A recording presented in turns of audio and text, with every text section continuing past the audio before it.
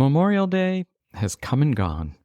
It's almost summer, and if you're actively looking for a new job or getting ready to start a job search, you might think you've blown it. I know what you're thinking. I've heard it many times in coaching sessions with clients. You might as well hang things up until the fall and just focus on refining that packing list for your upcoming escape to the beach. Not so fast. When I was an executive recruiter at a top search firm, I learned that summer can actually be the ideal time to follow through on your networking strategy. So stick around and find out why.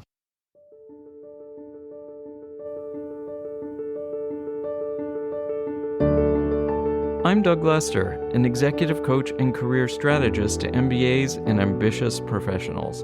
I've worked one-on-one with well over 1,000 people, helping them craft compelling work-life narratives and advance satisfying, meaningful careers. When it comes to your career and your life, if you don't craft your own narrative, then someone else might do it for you, and you might not like what they come up with. So let's work together on your narrative now. When I was an executive recruiter at a top search firm, my colleagues and I all took a collective breath when the summer rolled around. The obvious reason being that the pace of work directly involving our clients and candidates, well, it slowed to half speed. Given staggered vacation schedules, meetings and interviews were just harder to schedule.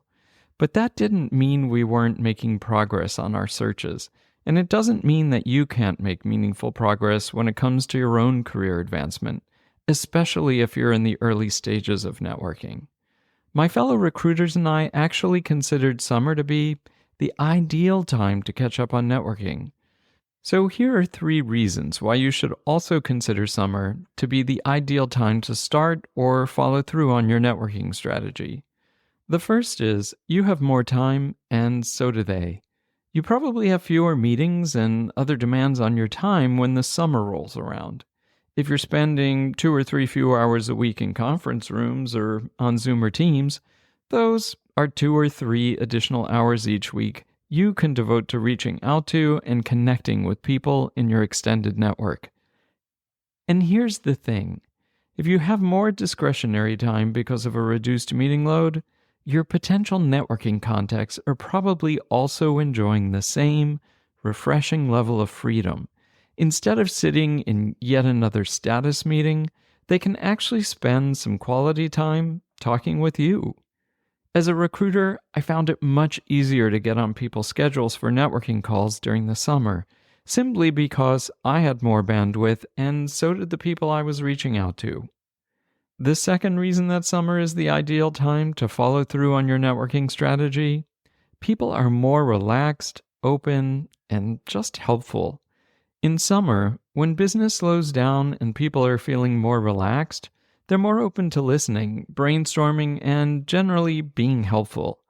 As a recruiter, I had some of my best and some of my longest networking conversations during the summer months, when the people I reached out to had fewer meetings to attend, fewer presentations to polish, and they just felt less rushed. Catching people when they're in the right mindset is crucial when you're networking for your career.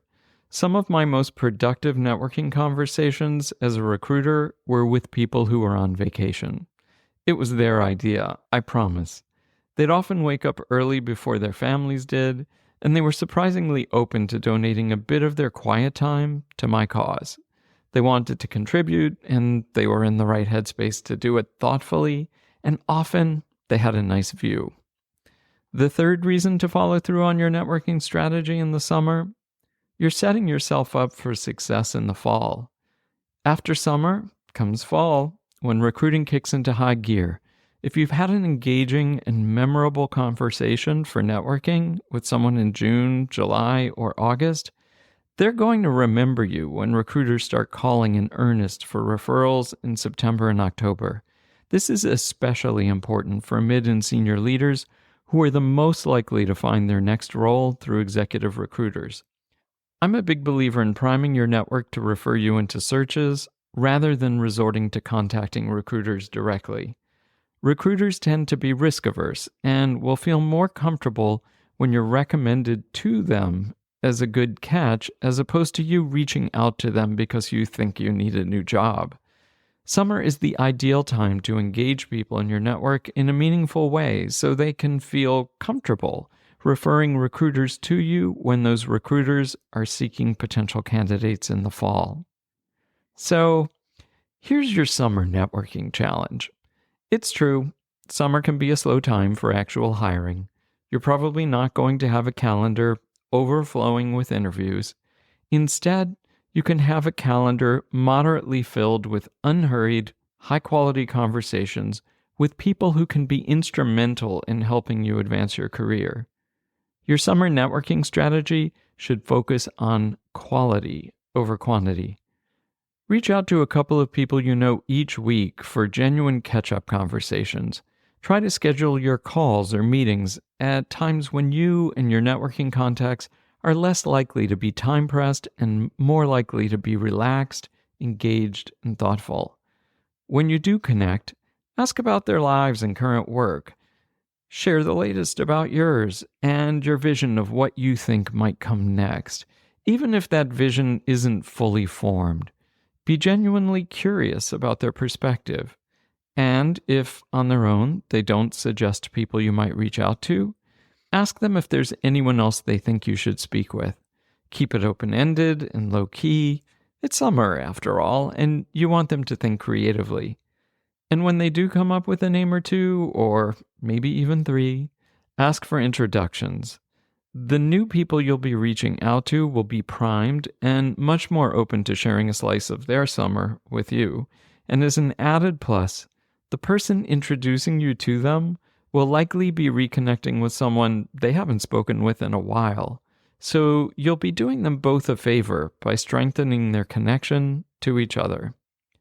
And while everyone else is mentally checked out until September, you'll be building the relationships and connections that can help advance your career. If you'd like help working on your networking strategy, consider booking a career strategy session with me at careernarratives.com/strategy. We can develop a focused and achievable networking strategy, and we can also work on strengthening your narrative.